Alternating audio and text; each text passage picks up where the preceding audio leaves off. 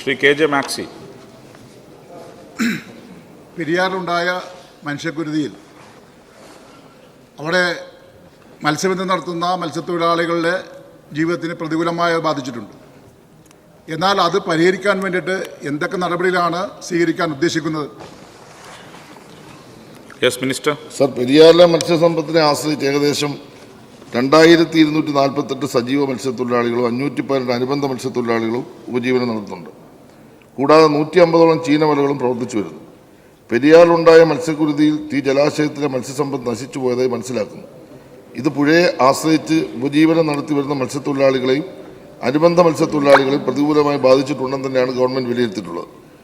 പുഴയിലെ തനത് മത്സ്യസമ്പത്തിൻ്റെയും മത്സ്യവിഭവത്തിൻ്റെയും ആവാസ വ്യവസ്ഥയുടെയും പുനരുജ്ജീവനത്തിനായി ഈ മേഖലയിലെ വിഷയങ്ങൾ വിദഗ്ധർ, മത്സ്യത്തൊഴിലാളികൾ, മത്സ്യകർഷകർ, ഉദ്യോഗസ്ഥർ എന്നിവർ ചർച്ച ചെയ്ത് മത്സ്യവിത്ത് നിക്ഷേപ പദ്ധതി, മത്സ്യസങ്കേതങ്ങൾ സ്ഥാപിക്കൽ, സ്വാഭാവിക പ്രജനന കേന്ദ്രങ്ങൾ സ്ഥാപിക്കൽ തുടങ്ങിയ പ്രായോഗികത പരിശോധിച്ച് നടപ്പാക്കും. പെരിയാറിലെ മത്സ്യസമ്പത്തിനെ ആശ്രയിച്ച് ജീവിക്കുന്ന മത്സ്യത്തൊഴിലാളികൾക്ക് ന്യായമായ നഷ്ടപരിഹാരം നൽകും. സ്ഥായിയായി ഈ പ്രശ്നത്തിന് പരിഹാരം കാണുന്നതിന് വേണ്ടിയുള്ള എല്ലാ നടപടികളും ഏറ്റവും വേഗം സ്വീകരിക്കും.